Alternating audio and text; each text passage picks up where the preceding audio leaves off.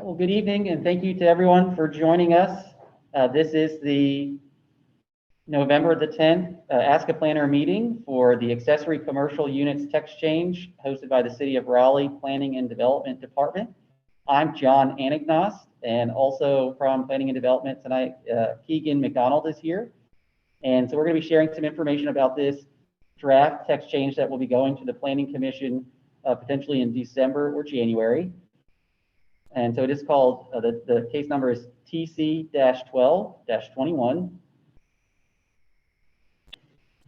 So an accessory commercial unit is envisioned as a commercial use that would be established in an existing residential building in a residential zoning district. This idea came from a city council committee discussion in the Economic Development and Innovation Committee. And part of the motivation for it was to enable more commercial options within neighborhoods so that people had ways to access particularly fresh food or healthy food without driving a car, and if they didn't live near a grocery store. So that was the origin of this idea, and it was authorized earlier this year. So when staff started drafting this text change, we looked at existing similar uses that are already allowed in our zoning code. Our zoning is called the Unified Development Ordinance. So you'll see that UDO, that means Raleigh's zoning code. And so there are 3 existing uses that are allowed in residential buildings in residential zoning districts. And those are listed here: home occupation, live work, and home daycare. And so a little background about those. Home occupation is a type of business that would be allowed in a home that should not really be perceptible from the outside. So there's no signage allowed, there's no vehicles allowed associated with the business, no employees, nothing really on the outside of the house should indicate that there's a business. And the way that you get permission to do that is you come to the city office, you apply for a permit, and the city staff will issue you the permit. And so that's called administrative approval. The next type of commercial use that's allowed in a home is called live work. And so live work is has a little bit more of an external element to it than the home occupation.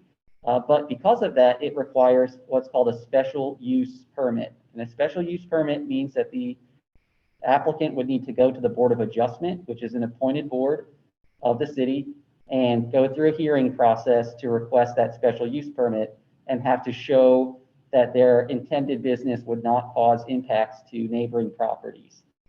And the other thing is there are some restrictions on what that business can do, but a little bit less restrictive than home occupation. So you can have a sign on the business, you can have parking, and you can have employees and customers come to the business.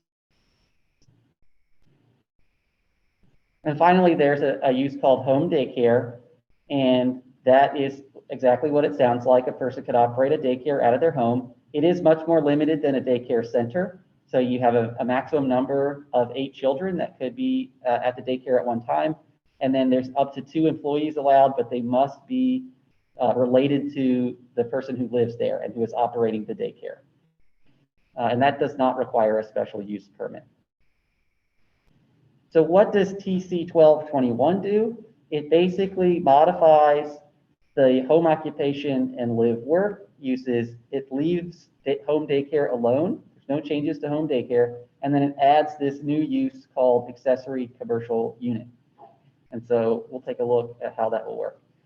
So the section that these things live in is section 6.7.3 of the Unified Development Ordinance. And so what TC-12-21 proposes to do is to remove home occupation completely, to modify the live work requirements, and then to add this new accessory commercial unit use. And again, home daycare would not change. So anyone currently operating a home daycare would not have to change their operations so long as they are complying with those requirements I noted earlier.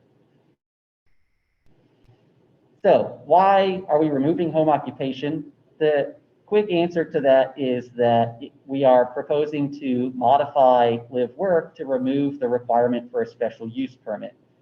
And the reasoning for that is because we are not proposing to require a special use permit for accessory commercial units.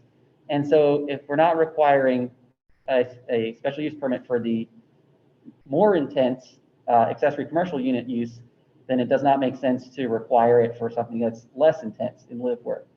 And by the same token, if there's no special use permit required for live work, it does not make sense to have an even more restrictive home occupation when anything that could be done in home occupation could also fit into the live work category. So basically, without the special use permit, home occupation becomes redundant with live work.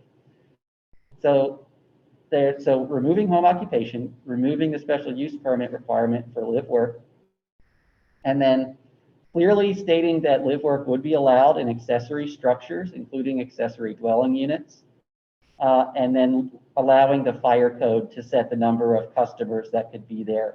Those are, live work is limited to, less than half of the size, less than half of the space in the residential building. And so those are expected to be fairly small uses where the fire code is going to set a maximum number of occupants at pretty close to 5 people anyway. So that seems a little unnecessary for the city to be enforcing that as well.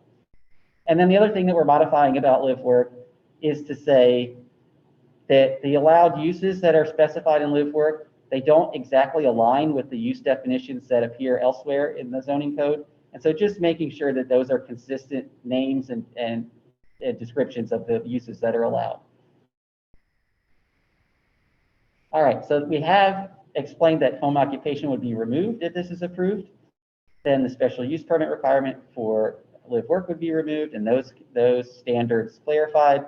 And then there's this final piece, which is the core of the text change, which is adding the accessory commercial unit use. And so this is the list of standards that would apply if you wanted to establish an accessory commercial unit.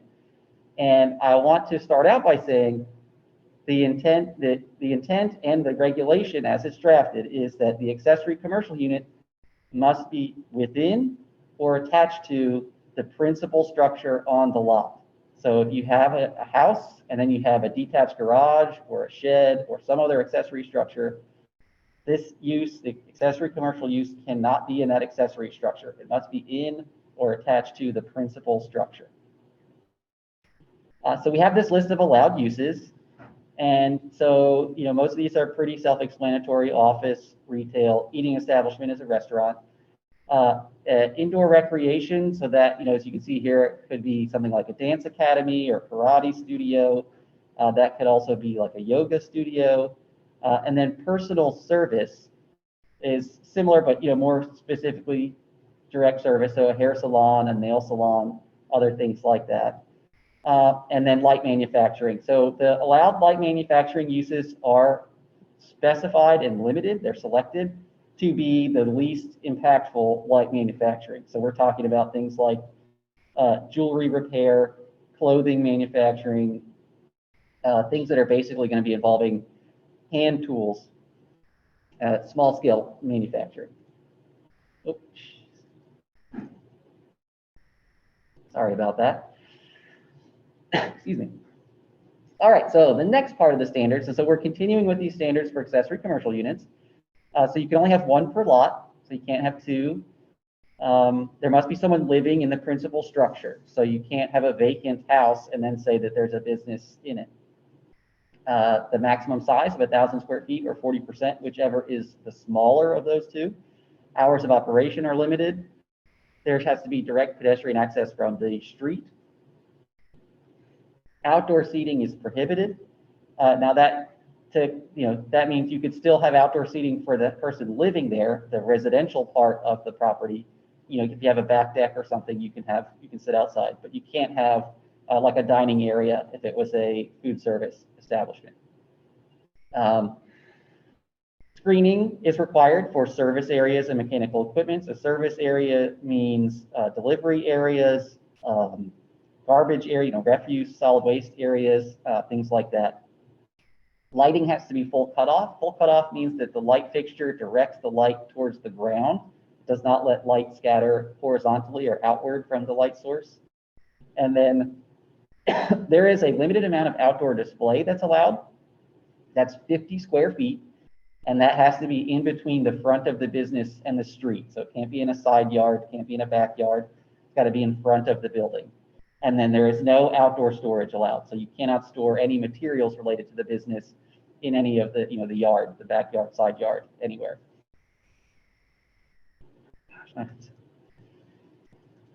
And so this is an example of what outdoor display might look like.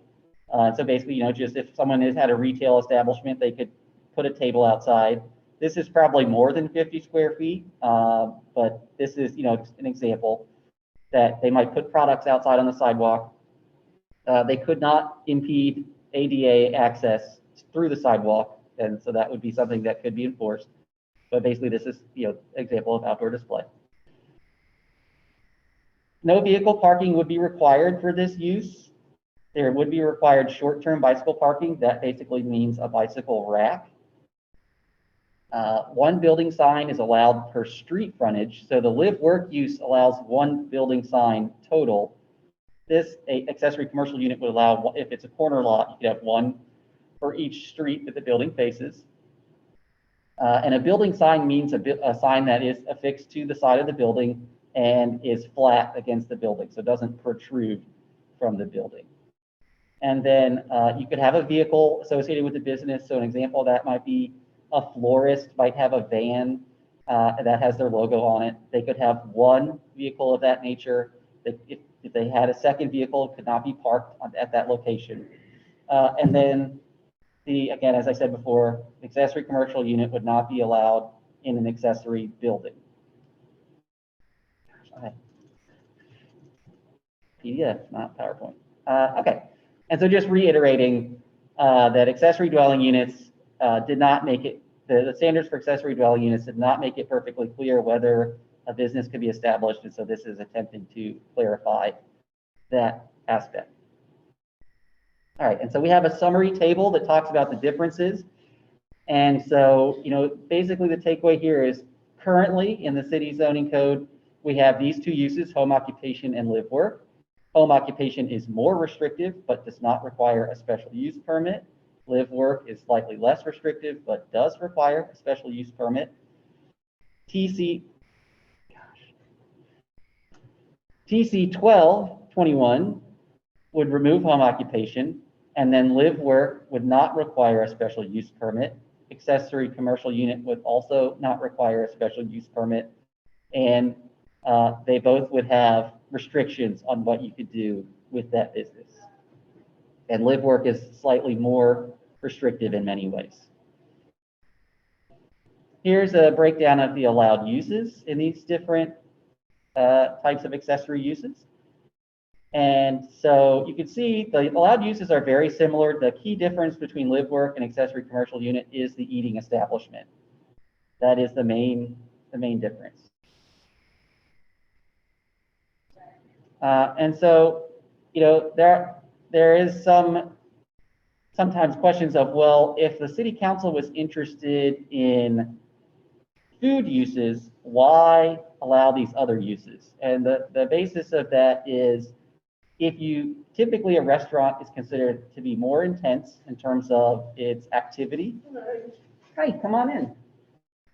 And so the thought process is, if you're going to allow a restaurant, you should also allow other businesses that are not as impactful generally. And so that is, an office is generally considered to be less impactful than a restaurant. And so if you allow a restaurant, we thought it would be appropriate to allow an office or personal service, those types of uses. All right, so that's the end of the presentation. And so we can now open it up to questions. We did have someone just join us now at Carolina Pines. Good evening, how are you? Hi, how are you? Good. I'm John Anagnos. I work in planning and development at the city. I'm Connie Crumpler. I live over in Carolina. All right.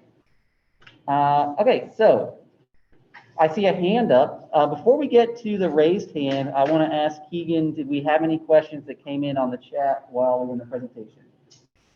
Yes, we have one question. Can the sign be neon and flashing? So the city's sign regulations do not allow moving type. That's the technical term we use in the planning world. Moving type signs are not allowed. I believe it could be lit. But there are general illumination standards, and I'm happy to find those and drop them in the chat if there's curiosity. Yeah. Right, and so we basically use the existing sign regulations that apply for building signs. They just carry over to this sign type. The same building sign type would apply for these accessory commercial units. Okay, so let's go to Nathan Williams. I see a raised hand, and you can unmute yourself. We'll be able to hear you if you'd like. Hey, yeah, my name is Nathan, and I'm both a homeowner and a business owner in District C, and definitely want to say this is awesome, and I love it, and just saw this come up earlier today, actually, but yeah, really hope that it goes into the UDO. My questions are mostly related to the inclusion of eating establishments, but the exclusion of outdoor seating, especially since in the planning page, y'all have a couple of example pictures from other cities with outdoor seating. And it's a little mystifying how you could do an accessory unit like this and not have outdoor seating with an eating establishment. So I guess that's question number one, but also I am curious about the ramifications of eating establishment in concert with county health permit standards, and if there's any guidance on that being thought of at the council or planning level. So thanks so much. Yeah. So the first question about outdoor seating, yeah, I think the images we use from other cities do not reflect exactly what we have written in this draft ordinance. Actually what we're proposing is more restrictive than what we see in some other places for these types of uses. And so, yeah, it's tough to find exact parallel examples to what we're proposing with this. So we try to do our best to get a close parallel. But yeah, so outdoor seating, the reason we have decided to exclude that is we did want to limit the impact on neighboring properties. And so that can be one of the things that is impactful. If people are outside dining, they're probably going to be talking, and just general activity outside of a home that a neighboring property owner might perceive that and feel like that is impacting their ability to enjoy their property. And so you can still have an indoor dining area. 1,000 square feet is large enough to have a couple tables inside, as well as your food preparation areas. In terms of the county health code, that is probably going to be a challenge for people who want to establish these uses. Yeah, and that's something that we have thought about, and we've talked with the city's inspections department. They're pretty knowledgeable about those code requirements. Yeah, to convert a house into a restaurant does probably involve significant modifications to the house, significant additional equipment, HVAC equipment, plumbing equipment. And so, yeah, that would be a major undertaking, and someone would have to seriously do their research and figure out if they can make that work. But we do know that a house can be used as a restaurant. There are examples of houses in the Triangle region that have been converted to restaurants. So it's not impossible from a technical or an engineering perspective. It is just whether the operator would be willing to go to that expense. But yeah, that is something that could be an obstacle for a potential operator, certainly. Thanks for that. Could I ask a quick follow-up? Just about food, I noticed that drive-through was specifically excluded for eating establishments. Is pickup food permitted under the proposal? Yeah, so it does not prohibit walk-up windows. Really, the main regulation of walk-up windows would be that it could not impede ADA passage on a public sidewalk. But so that would be something that could be enforced. If that began to be an issue, then the city could enforce that. Cool. Thanks again. Yeah. All right. Go ahead. So John, we have a question in the chat. It says, can areas be exempted? Where I live, there is no shortage of food within walking distance. So the way we've written it so far is that this would be allowed in any residential zoning district. I think that's something that is why we have this public review process involving the Planning Commission and the City Council, and why we're having this meeting to invite you to participate in that process. And so, yeah, I mean, the Planning Commission and the City Council, well, the Planning Commission can recommend and the City Council can choose if they want to allow this only in certain zoning districts. But, you know, staff did not have a specific direction on that when we got the authorization to draft this. And so we did not make a decision on that particular point. Do you want to pause and ask if anyone here in person has a question? I don't, I'm just here for the information. All right, well, thank you for being here. All right, I see a hand for Mr. Fleming. So yeah, let's, Mr. Fleming, go ahead. Thank you. Thank you very much for doing this. Is my mute on or off? Can you hear me? Nope, we can hear you. Yeah, you're coming through Okay. good.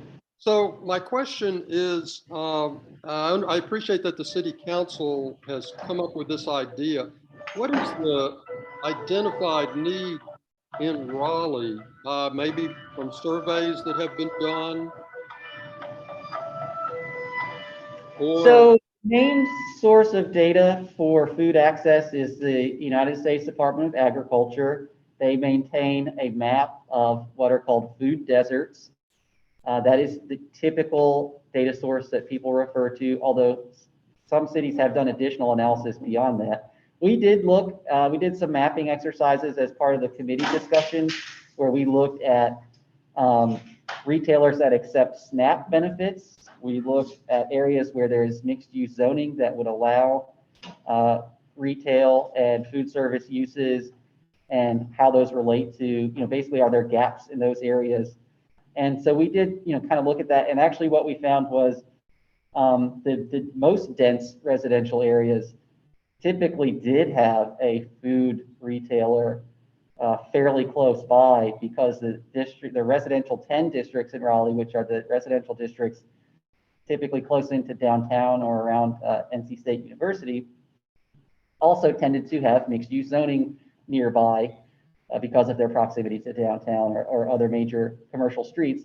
And really it tended to be the areas of North Raleigh that were likely to not be near food retailers, although those were also the areas where more people tended to own vehicles. And so that's kind of the interesting nuance of the USDA data, is that USDA basically says, well, if you have enough vehicles in your home, even if the retailer is farther away, you're not considered a food desert. If the retailer is closer, but you have fewer vehicles in the home, you could be considered a food desert. But yes, we did look into that and provide that information to the City Council. is that information available to the public? Yeah, I believe that was part of the record of those Economic Development and Innovation Committee meetings back in, I guess those would have been April and May, maybe.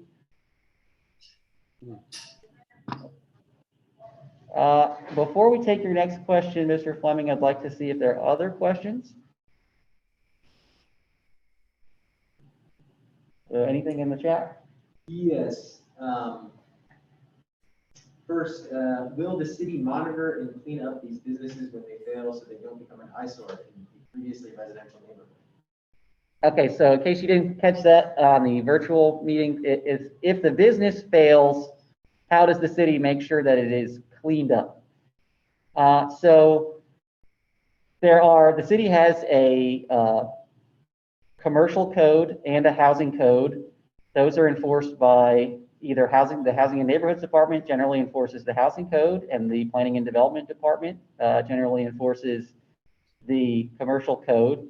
And so those things regulate things like if your grass is too long, if you have inoperable vehicles in your yard, if you have refuse, furniture, appliances in your yard that need to be picked up, anything like that, an unsecured vacant structure that can be enforced, all those kind of things. The city does have ordinances. And so if someone was to complain, call the city and say, my neighbor's house is empty and there's a door swinging open and people are getting in there, or rodents, or there's some other issue that's causing, the city can reach out to that property owner and issue them a violation, and then start issuing civil penalties, so fines, if they don't rectify that situation. So yes, there is a mechanism for that outcome.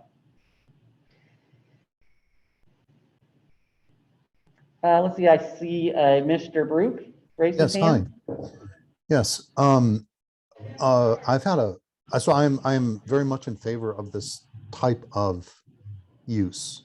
And I think that in terms of providing food to underserved areas, it is stellar, especially in terms of like food co-ops and things like that.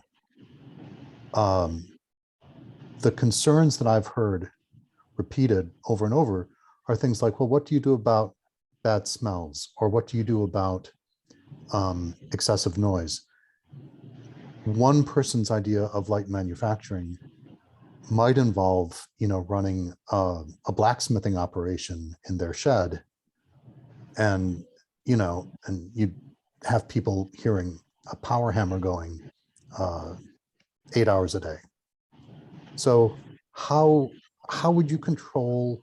I mean, would there be like a decibel limit for noise levels, or would there be like a detectable odor limit for the smells question?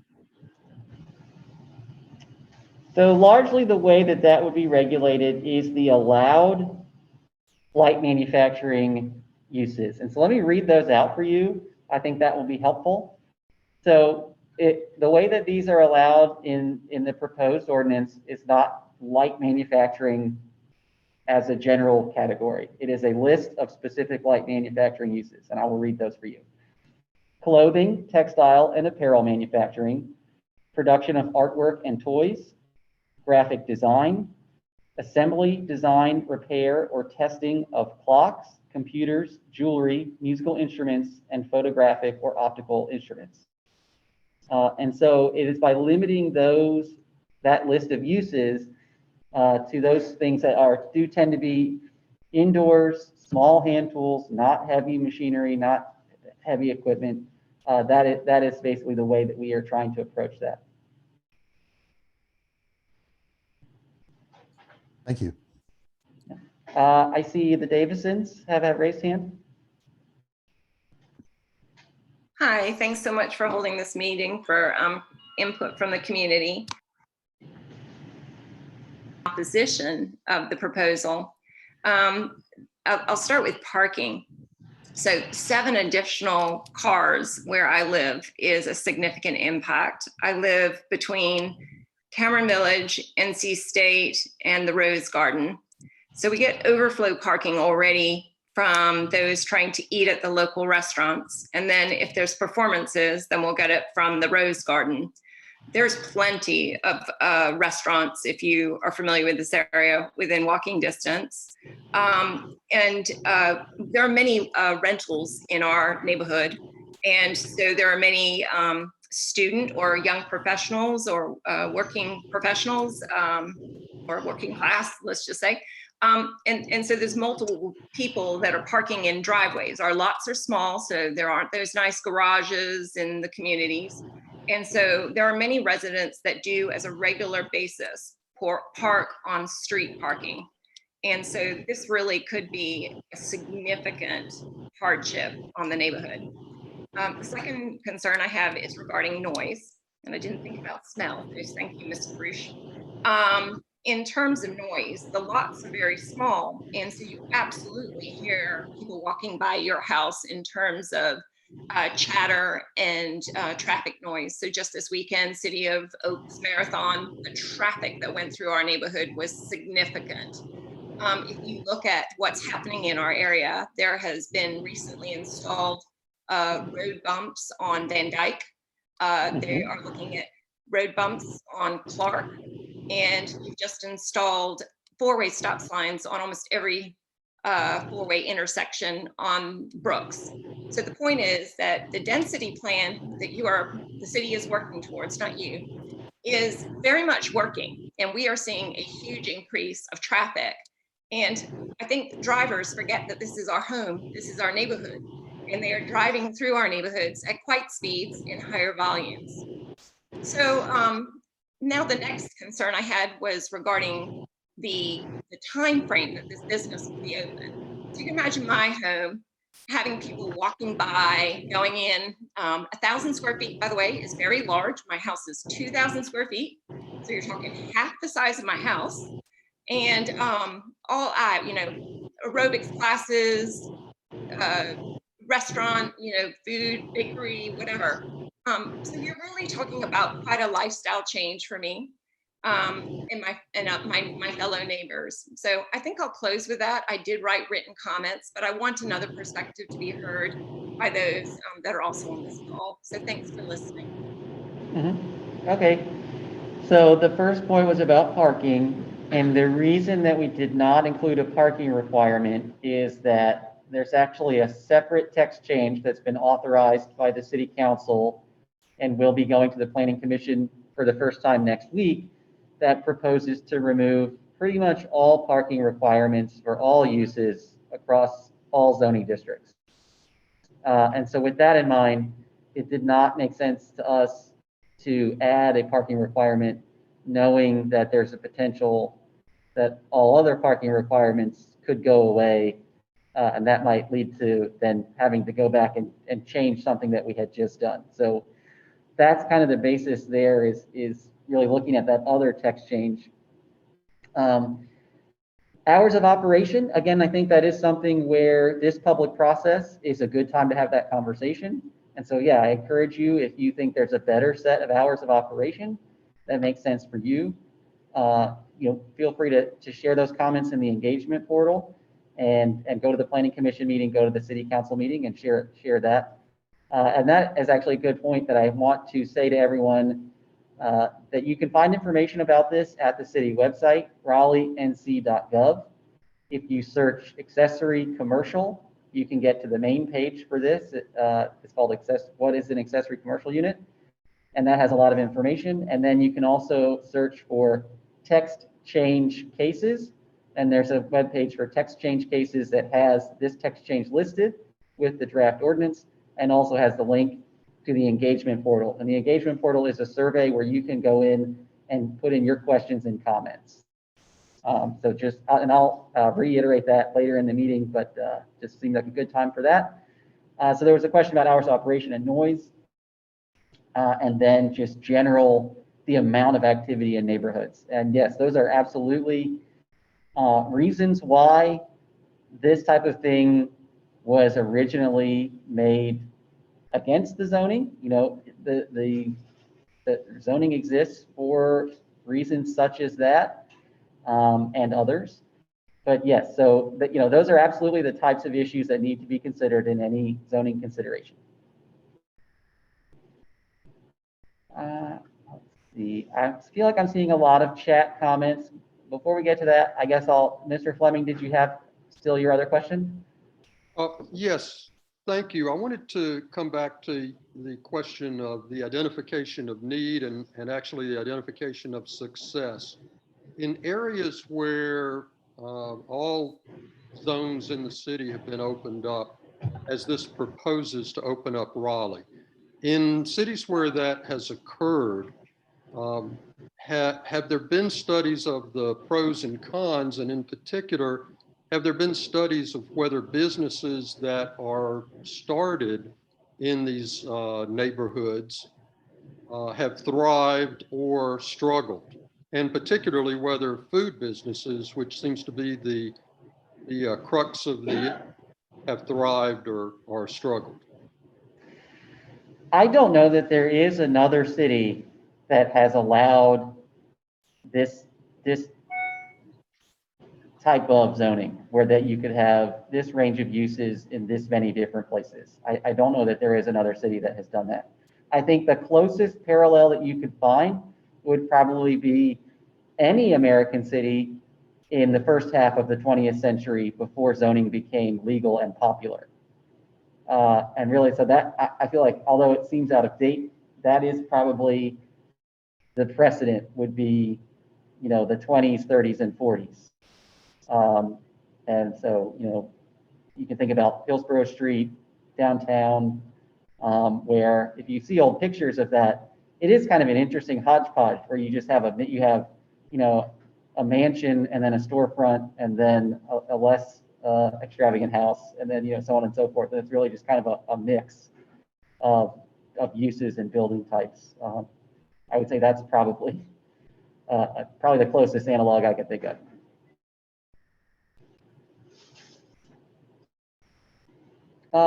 Let's go to another question in the chat. And I'm sorry, I can't actually see everyone's cameras if people are raising their hands. So I would encourage you, rather than raise a hand, put something in the chat, or you can unmute yourself and just say something. It's not that many people. So, yeah, so we have two questions that I think are related. How did this idea come about, and what problem is it trying to solve? Yeah, so that's something we talked about a little bit earlier in the meeting, but we can go over it again. So this idea came from a city council committee called the Economic Development and Innovation Committee.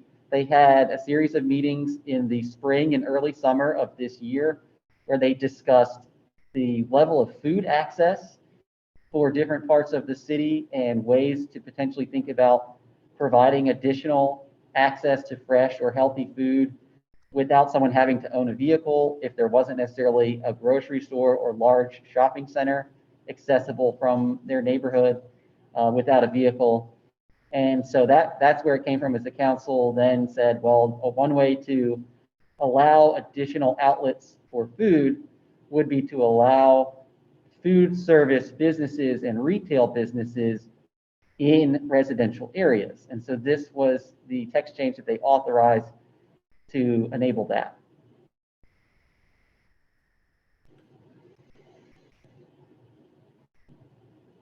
So I see a question, could you have live work in a detached ADU? And yes, the answer to that is the way this is written, yes, a detached accessory dwelling unit. So if you had, say, a garage apartment, a granny cottage in the backyard, as they're sometimes called, then you could have that be a residential unit, and then someone occupying that residential unit could also have a business there. And yes, they could have a customer come to that structure and they could serve that customer. So John, this is Lisa Hewitt. Can you hear me? Yes, ma'am. So I have a question with regard to this. I'm the one who said, what problem is this trying to solve? And to piggyback on George's comment, what will success look like? Your comment that you made a comment that concerns me, actually two comments. One was that you haven't looked at any other cities. You're not sure of what other cities are doing this. And then you made a comparison to how the city looked 70 and 80 years ago, which is quite different than today's reality. And I'm concerned that not you, but that the city is planning to do something that they haven't studied, and they are going to do it city-wide and not know what the unintended consequences are. So my proposal to you would be that you try this in an area that is asking for it, and you identify what your objectives are, what the measurements are for success, and study it. Then I do you want can to come back. Okay. I want to respond to your first point. We did look at other cities, and we actually did survey a number of other cities, including, if I remember correctly, Detroit, Portland. There was one in Canada. I think it was Montreal. A few others, because basically looked and saw where there were other businesses that are similar to this, and then looked into the zoning and how they were allowed.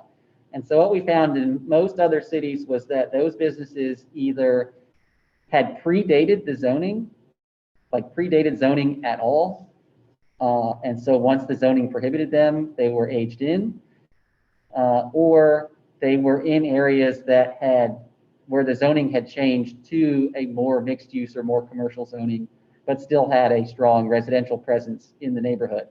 And so that, the person could have probably, in many instances where we saw examples in other cities, could have just tore down the building and built a commercial building, but instead chose to maintain residential units and just add on to it to establish a commercial use. So that was the examples we found, but we did look into it. Okay, thank you for that clarification. Mhm. But I still would strongly recommend that, I've got concerns about, removing all of the parking restrictions. Mhm. I think that some of the people that are on this call live in small neighborhoods, and Van Dyke is a perfect example of where you've got just hell on wheels in that corner off Oberlin. So That's that why meeting is, go ahead.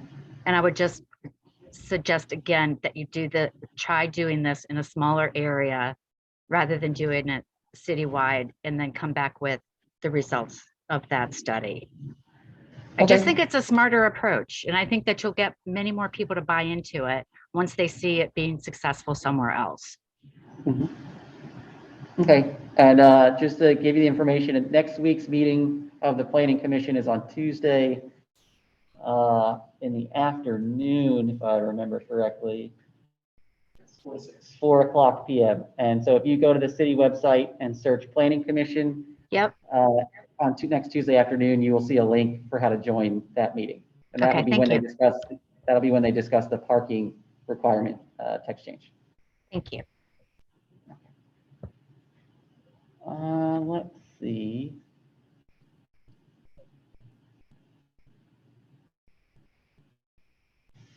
I'm seeing a little bit of conversation in the chat. Be happy to clarify that if I am able to catch up to what's being discussed. Front yard parking. Let's see. So I believe front yard parking refers to the special residential parking overlay district that applies in the area around North Carolina State University. Right. Yeah, it's quite old. It's about 10 years old now. So those requirements would remain in effect in the areas where that overlay is applied, which, like I said, is a pretty extensive area, especially to the south and west of the university. It continues all the way down to Lake Johnson, pretty much. So yeah, that would remain in effect. Okay, great. Thank you. Mm-hmm. Are there any other parking regulations though that were brought in via text change that would get eliminated that you know offhand?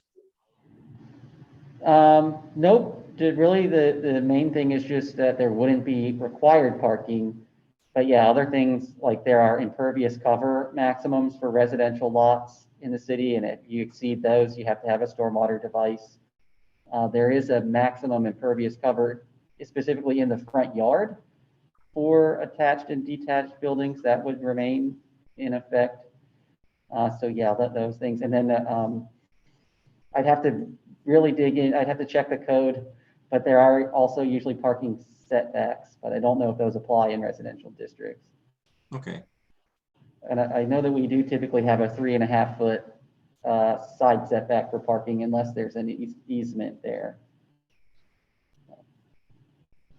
Okay, thank you. Uh-huh.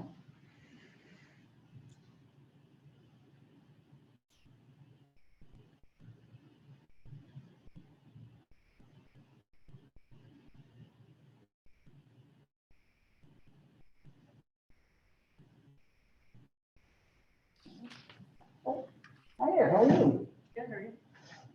Did you have any questions about the text change? Okay, well, thank you for being here.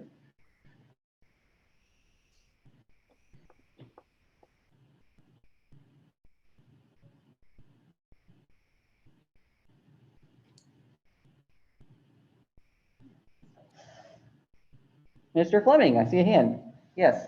Thank you very much. I was a little unclear in reading the materials, and it's probably my own fault, but if I could open a food establishment, can it serve alcohol as well?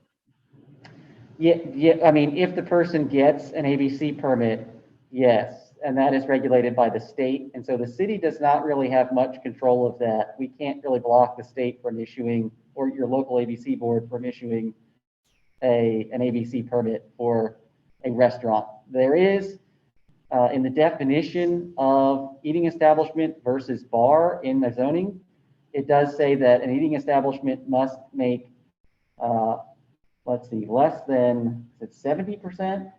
Yeah, up to, an eating establishment can sell up to 70%. 70% of an eating establishment sales can actually be alcohol. And only a minimum of 30% of food sales is needed, but bars are not permitted in an ACU under this text change. But John is correct that the city is generally preempted by the state from restricting alcohol sales, but it's highly unlikely, as he mentioned, that that the ABC would issue a license. We're not really aware of that occurring with any regularity in residential settings. Okay. So I see there's a question in the chat. Will this be recorded? We are recording currently, and we do plan to post this on the webpage that I mentioned, the What is an Accessory Commercial Unit webpage. I see a hand from Nathan Williams. Thank you so much. Seeing as our Councilman Branch is on this Zoom meeting, Corey, would you be down for providing a little of your perspective on how you see this in terms of how council's feeling about it, how you feel about it for our district? Would you weigh in a little bit? Would you mind? He just put into chat that he had to leave. Oh man, talk about timing. Yeah. Just like that. Shocker, right? No, I'm just messing around. Yeah, and I think the city council will probably have a pretty robust discussion when this reaches their table. I think, Mr. Fleming, did you have another question? No, it's been answered. Thank you. Okay, gotcha.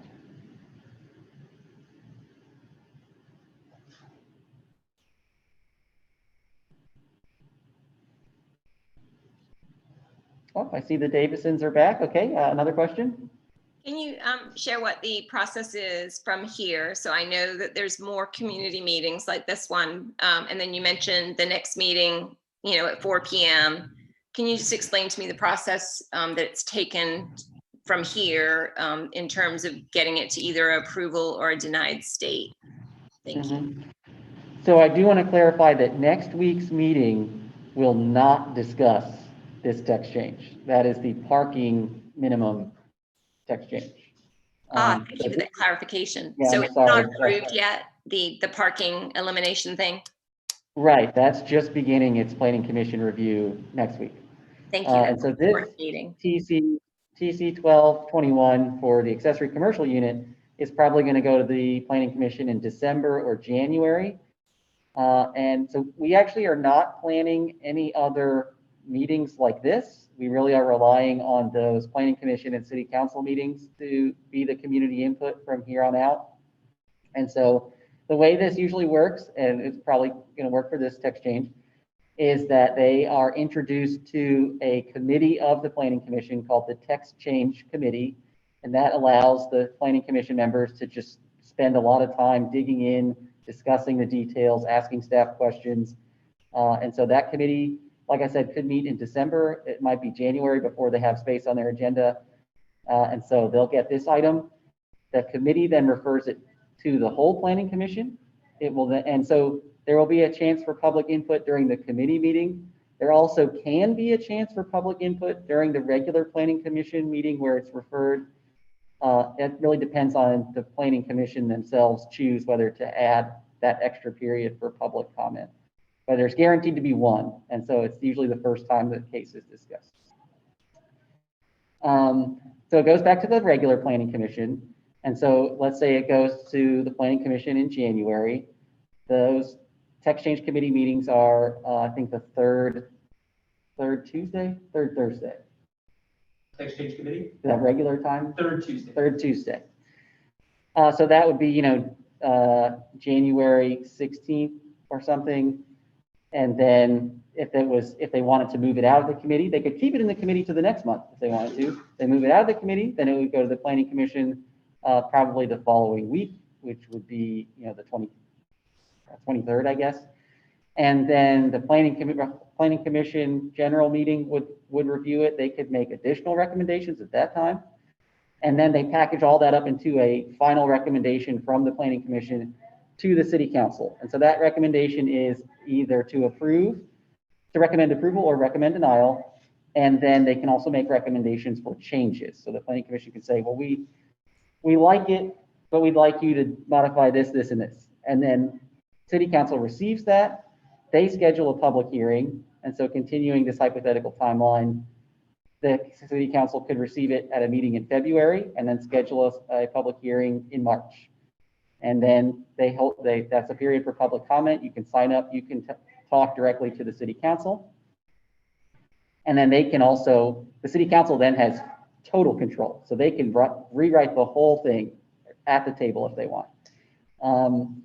And then they make a final decision, approve or deny. And the council can also send it to a committee and say, we'd like to, as Ms. Hewitt suggested, we'd like to study it more. We'd like to reformulate what we're doing here. The city council does have a lot of control over how these end up. But that's the basic timeline. Thanks for explaining it. Much appreciated. Mr. Fleming? Thank you again. I was reviewing my notes from the conversations, and I wanted to be sure I got this down correctly or got it clarified. I was asking what other cities have done, and the quote that I wrote down, and I apologize to you if I wrote it down incorrectly, but what I wrote down was, quote, "I don't know that there is another city that has done this." Yep. Is that a correct quote? Yes, that's correct. That in terms of, I don't know. That's right. I am not aware of another place where a similar thing has been done. And my follow-up on that was, it hasn't been done in this century, but in previous centuries when there were no zoning rules, it was done. It kind of grew up, kind of like Dodge City. Dodge City would be an example of a place without zoning. Raleigh in 1940 is also an example of a place without zoning. So, I suppose we can choose a number of different examples to imagine. That is something we can use this time for. Thank you.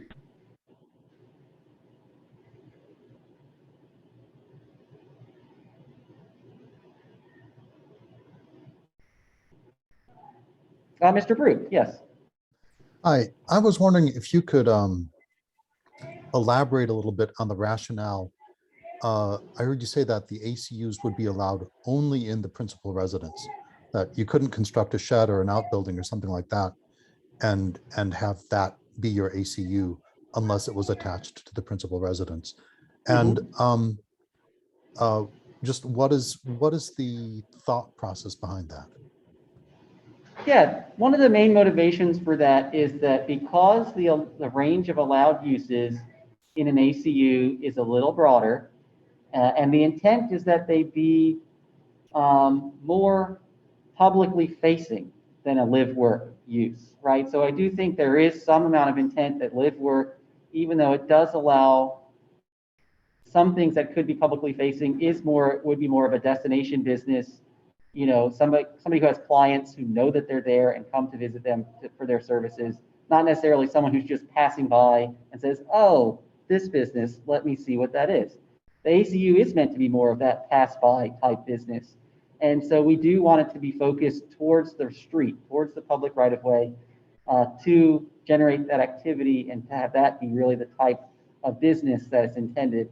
And also, by trying to focus that towards the front of the property, it's also hopefully reducing impacts to neighboring property owners, right? If most of your activity is along the public right-of-way, then that's less activity that's along the boundary with your neighbor's property.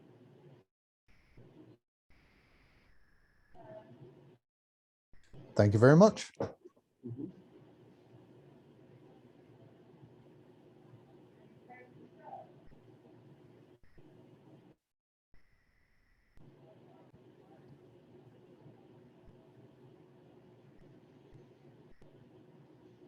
I'll turn back to the in-person folks. Just want to check any questions arisen during the conversation? Okay.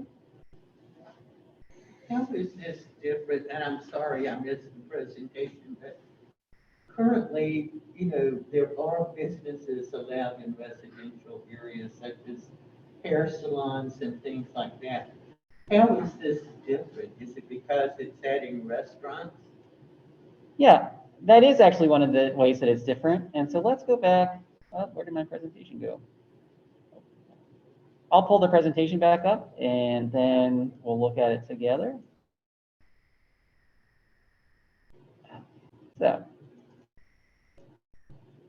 So currently, there are other types of uses that are similar.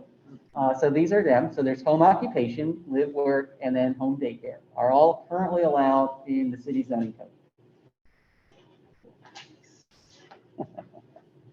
I'll get this one time. Okay. And so the way those work now is home occupation is meant to be very much internal to the building. And so you can't have any signs, you can't have any employees, you can't have any customers. It really is a neighbor or someone walking by should not be able to tell that there's a business operating in your house. And so that's what a lot of the standards for that are oriented towards. It must be inside. Well, I mean, like hair salons allow customers. I know people who have hair salons in their home and people come, I mean, they have customers. Those are probably live work. So home occupation is the first one. Yeah. And then there's live work. And so live work does allow a certain number of employees, a certain number of customers. You can have parking. And so it is a little less restrictive. But the trade-off there is that in order to have a live work use in your home, you do have to go to the Board of Adjustment and ask for a special use permit.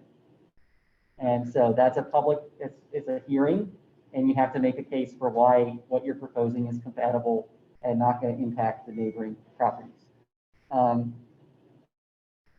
So then there's home daycare, and that is also pretty restricted, but is allowed. You can have a daycare that you operate at home. The person who operates it has to live there, and the only people who can work there have to be related to them.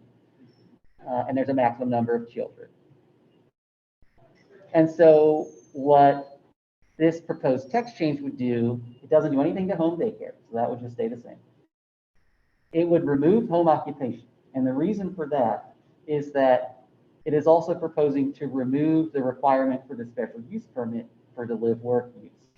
And so without a required special use permit, home occupation and live work are doing a lot of the same job in the zoning. They're kind of the same thing, but one is more restrictive and one is less restrictive. And so basically we thought, well, if anything that you could do in home occupation, you would also be allowed to do in live work. So they're kind of just duplicating each other. So we don't need to have both of them, just one.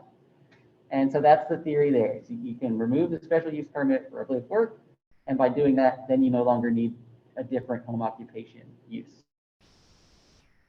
And then from there, we add the accessory commercial unit. And so accessory commercial unit does have a series of its own requirements. Things like the maximum size, hours of operation, no outdoor seating. You have to have your mechanical equipment in your service areas screened from neighboring property. So that typically is going to mean a fence or some kind of bushes. And then lighting is regulated. Lighting has to be pointed towards the ground. No outdoor storage. You could have an outdoor display. It has to come inside at night though. So you could have a table out front with some products if it's retail. You've got to bring it inside. And then, a couple other things. You can have a sign. But so yeah, that's kind of the basis there. Right? All right. Let's go back to the folks. I see a Nick Owings with a hand raised. Mr. Owings, do you have a question? Yeah, how's it going? Good, I how are was you? hoping, I'm good, thank you. And I want to applaud you guys for considering to pass this text change. I did want to ask the question, I would like you to speak to the submission requirements. Does this mean to get an ACU, I guess, would that be would a licensed architect have to provide drawings? It depends on the level of modification that the person is doing to the building. So it's certainly is possible to imagine that if someone wanted an office use, maybe they are an insurance agent or they do tax preparation, they might say, well, I just have a spare room in my house and I'm just going to come into the city and say, I would like a zoning permit. So that would be the first step. That pretty much any of these uses, any person establishing an ACU would have to come to the city or file online an application for a zoning permit. And then we already have that application for home occupation. It's a form. You say what type of business it is, and your name and contact information, and some other information about where, how it will, where it will be in your property. You submit that, and then you can get it approved by staff, so it doesn't go to any kind of public hearing or anything. So basically, that process would apply to any accessory commercial unit. You fill out a form, explain what the business is, and then staff would approve it.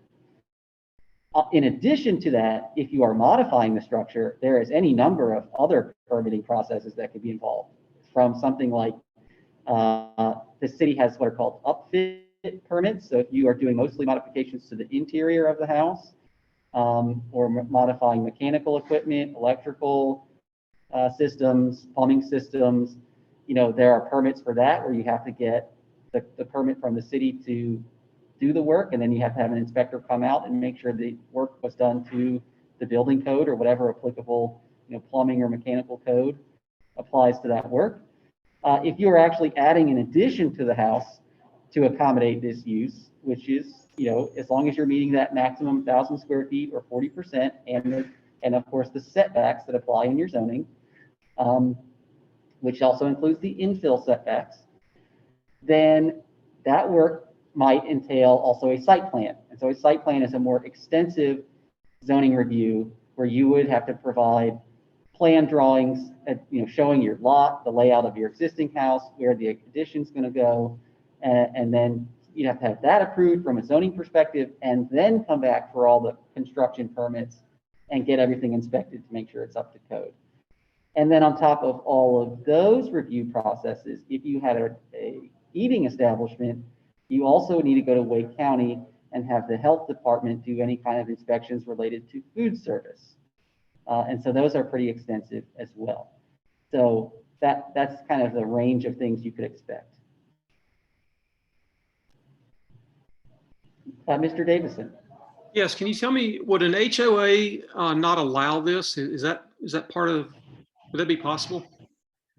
Absolutely, yeah. HOAs are private agreements entered into by private individuals and property owners. If folks agree that they do not want to allow this in their combined set of private properties as a part of their HOA agreement and covenants or restrictions, you certainly can do that. The caveat that I will say with that is that the city does not enforce HOA restrictions. Those are private agreements. So there can be situations, we try to avoid this, but people do interesting things.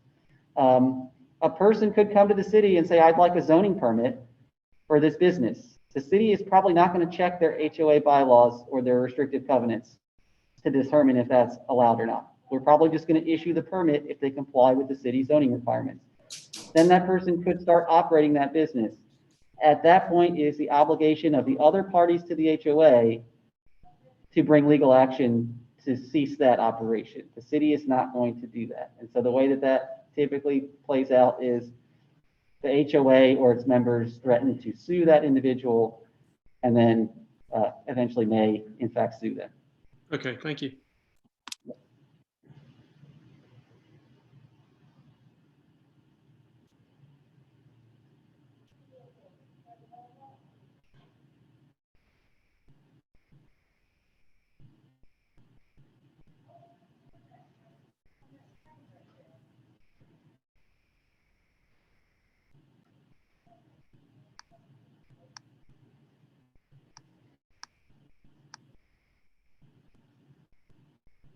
So I see our question activity is trailing off a little bit. If we are not getting any new folks joining the meeting and not any additional questions, we will start looking towards wrapping it up about 6:30, but we're still here on the line. And, city staff are here at your service. So if you have other general questions, we're happy to answer those as well. If you're curious about projects going on in your area. Keegan, I see a hand. Yeah, we do have one other question. Will the recordings for these two meetings and the slides be posted online?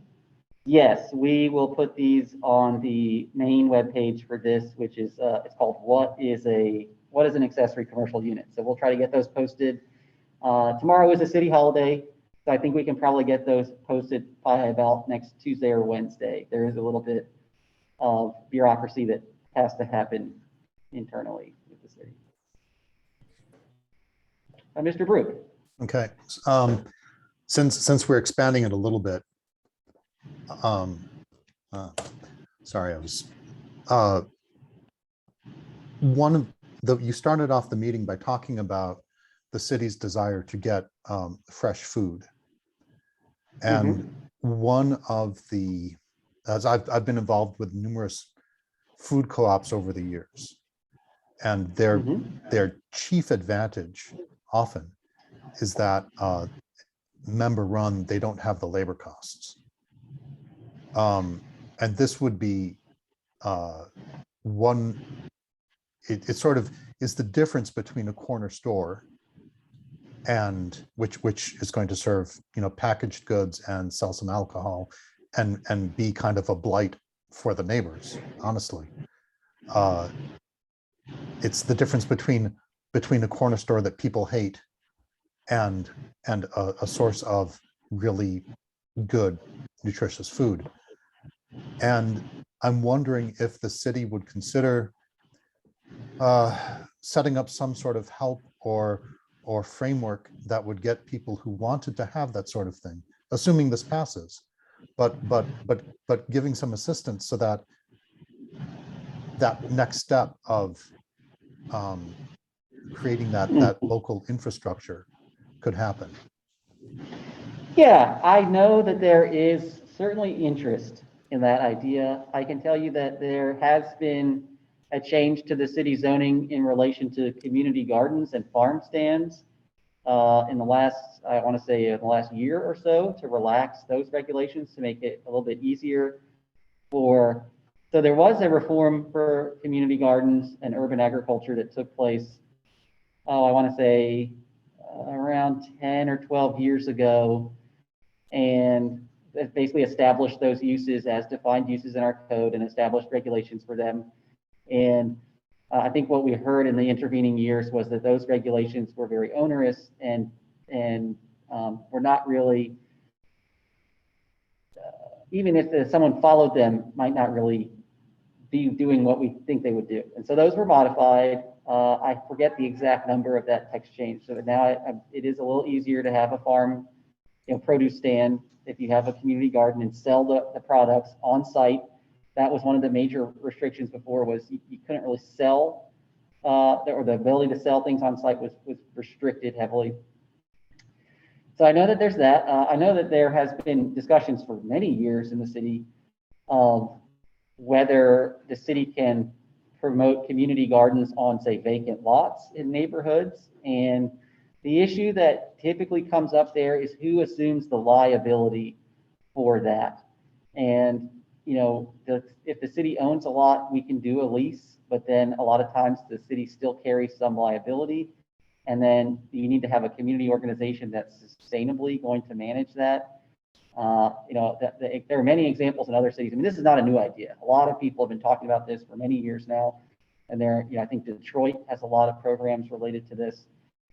And other cities in North Carolina, I know that, Rocky Mount made a community garden with land that they had from a federal buyout from Hurricane Floyd. But a perennial thing that happens is that the organization that initially manages it, they run out of resources, they change their priorities, and then it runs out of steam. So, but yeah, I absolutely think those are conversations that the city is having between our Office of Sustainability, Parks Department, and of course, planning. We are here now. And yeah, we do want this to be a multifaceted set of tools that we can look to and say, yeah, what are the other ways? And the city also has grant programs for small businesses. Those are not directly, explicitly oriented towards food, but that, you know, many businesses that might make use of this ACU could probably apply. And many of the places where there are food deserts as defined by the USDA are likely also to fall into the areas designated on the city's map of priority areas for economic development. That map is one of the ways that businesses are scored for receiving those grants from those grant programs. Or if you are in one of those target areas for economic development, you are more likely to receive the grant. So yeah, I absolutely think that the zoning is just one piece of a larger picture. And yeah, I think that's something that I think are interested to work with the community to think of how we can work on that.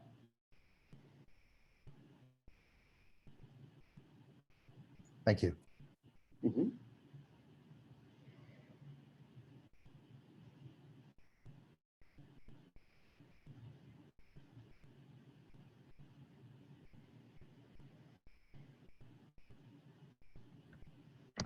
This is Lisa again. I'm Mhm. sorry. I just don't. So the original problem was food deserts. And Mhm. the answer was ACUs and food deserts in terms of providing fresh, nutritious food. Mhm. So the first thing that I think of when I think of fresh food is the farm stand.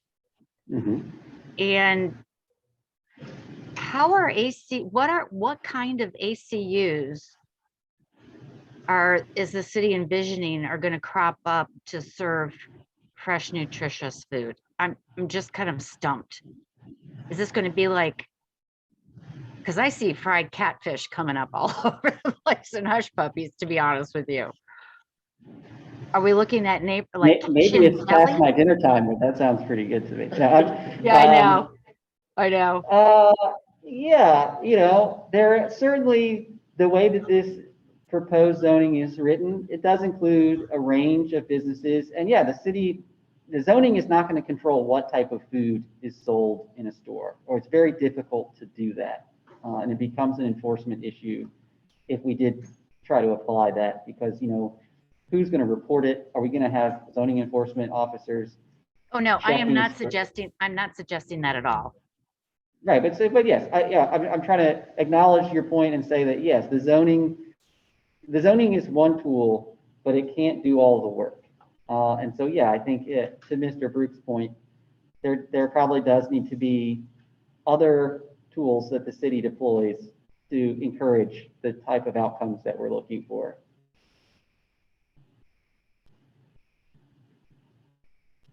And that is something where there are many examples from other cities of grant programs to basically give stores money to stock fresh food.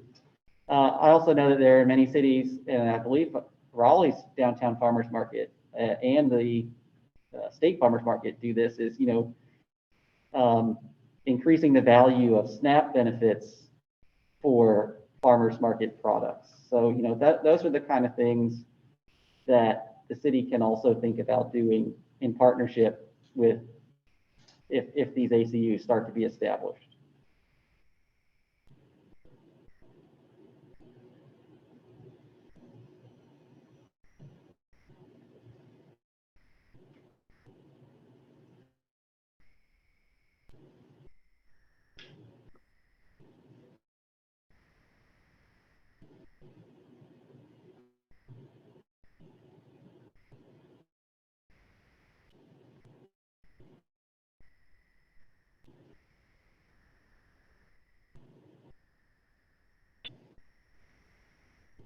I'm sorry, just again. I really That's need okay. help with That's why this. we're here. Yeah, we're here to talk. Yeah, what's up? I just can't wrap my head around that because there are food deserts, we're going to put in ACUs to solve that problem, because that's what I keep hearing coming up, versus people who have small businesses that want to operate out of their homes. So to get back to the food desert thing, is it, and maybe other people on the call can help me with this. Do you envision like deli shops opening up or people serving catered lunches or boxed dinners? Well, Because that's the example that keeps cropping up as a food desert. So that's what kind of mystifies me. I think there will be a lot of people if this is approved, a lot of people with a lot of different business ideas who will want to make use of it. So yeah, I don't think it will be only food businesses. Yeah, I think there could be, hair salon, nail salon, somebody who, again, tax preparation, insurance agent, all kinds of different things where a person says, the way I do my business, especially now after the pandemic, people saying, do I need a brick and mortar location to run a business, especially a small owner operator business? Yeah, I mean, even though it wasn't really the intent from the get-go, I do think there are a lot of people who are thinking along those lines these days. Yeah, and to me, that seems to be the better business proposal or proposition rather than solving the food desert issue. I think I see this as a great way for people to, earn extra income or have their business, like you said, because of the pandemic. I don't need to go to an office. Okay, thank you. Mm-hmm. John, this is Jim. Sort of continuing on Lisa's comments. Uh-huh. So if someone did open a small deli restaurant type of thing, or was getting fresh produce in or something that they could sell local, within their neighborhood or around their neighborhood, I presume they would be subject to all the necessary FDA or food inspection processes that are required. And, if it's a small restaurant inspections annually or whatever it is that goes on in Raleigh. Is that true? Yes, that's right. And that is managed by Wake County. The Wake County Health Department does health inspections for food service. And so, yes, there would be the annual inspection in order for those business of that nature to have a permit to operate from, the county health permit, which is separate from the city's, general zoning permit. And the other difference is the city zoning permit is basically going to be a one-time deal. You get it, and as long as you don't stop operating that business for more than a year, it would remain in effect. The county health department, of course, is going to do an annual inspection, and if they also have an inspection when you first start operating, you have to have them come in and look at your equipment, your food preparation areas, your, where do you dispose of your waste, where do you put all your inventory, all that stuff is, they look at top to bottom when they do health. I worked in restaurants full time for years, so it's exhaustive. And they also have requirements for the types of equipment that you have and all things like that. So yes, those regulations from the county health department would apply to one of these business serving food. And that would include, food stands type of thing where, someone may be just selling fresh produce or something like that, or if they have a large garden and they want to sell their produce that way. So a produce stand would be different, and that would fall under the city zoning regulations for that specific use. So we do have defined in the zoning code, community garden and urban agriculture. And so, yeah, that would be, I suppose if someone, boy, that's an interesting question. If someone grew produce in their backyard and then sold it in the front of their house, would that be an ACU? I think, going back to the standards, they could have a stand, so to speak, an outdoor display fixture, but it would have to come inside at night for it to be considered an ACU. It can't remain outside permanently in front of their house. They couldn't store any materials outside. So anything that had to do with the farming operation, once they start, they have to get the zoning permit for the ACU if they're going to start selling. And then any equipment or fertilizer, whatever, they've got to put away because they can't store it outside. So yeah, I think that's where an ACU would be more restrictive than that other use of community garden with a farm stand. Now the zoning code for farm stands at a community garden, I believe is also, I actually am not super familiar with it since it changed about a year ago. So I can take a look now, see what that says. But the way it used to work was that you could have a produce stand, but you could only have it, I think, a certain number of days per year, and only certain times of the day. There was a number of restrictions on actually selling the produce on site. I think I can check to see what it says now.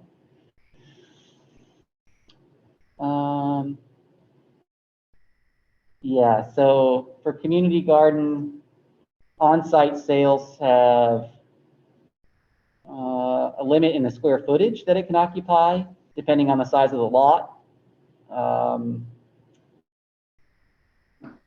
Plus, there's a setback for tents or structures, signage, activities discontinue at 8 p.m.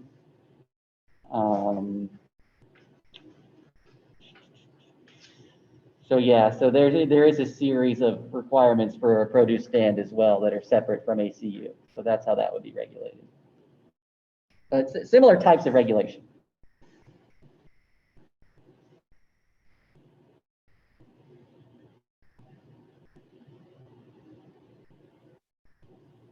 I think I see a new person has joined the meeting.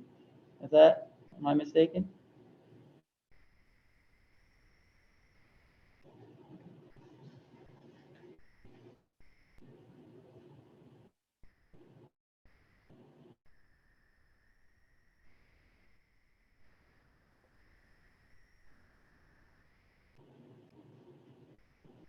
City noise ordinance. Okay. Is that you, Keegan? Did someone name themselves host? That's sneaky. The city noise ordinance is kicks in, oh gosh, I think it's 11 p.m.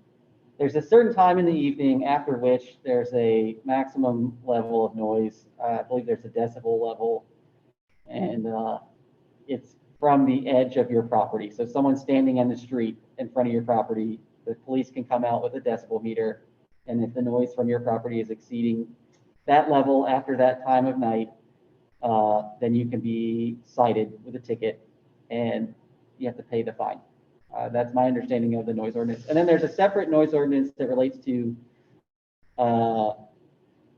motor vehicles.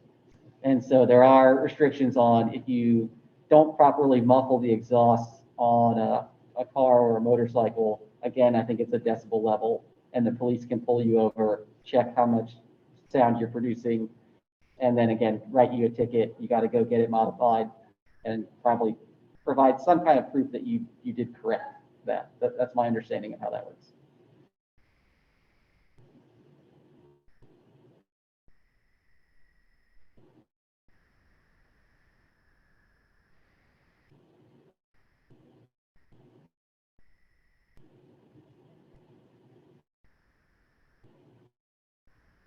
And I think, we would like to avoid overlap with the noise ordinance because the zoning ordinance for accessory commercial unit does say that the latest hours of operation is 11 p.m. And so, the goal is that your patrons are going to be leaving the site. So there wouldn't be a reason for there to be noise after that time anyway.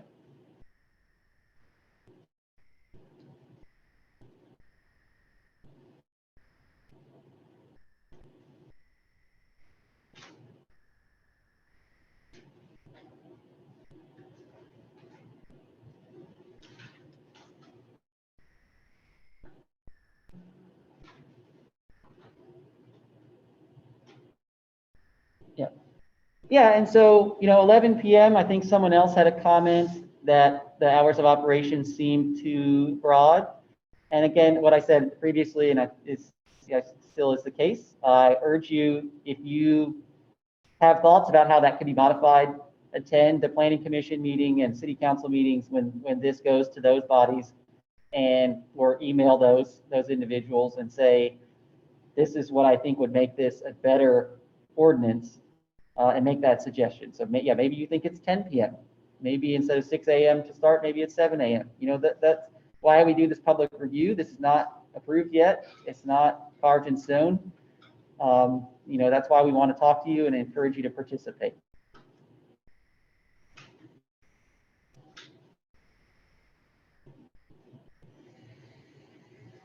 Okay, so we are approaching 6:30. I'm going to do a sign-off message, and then I'm going to stop recording.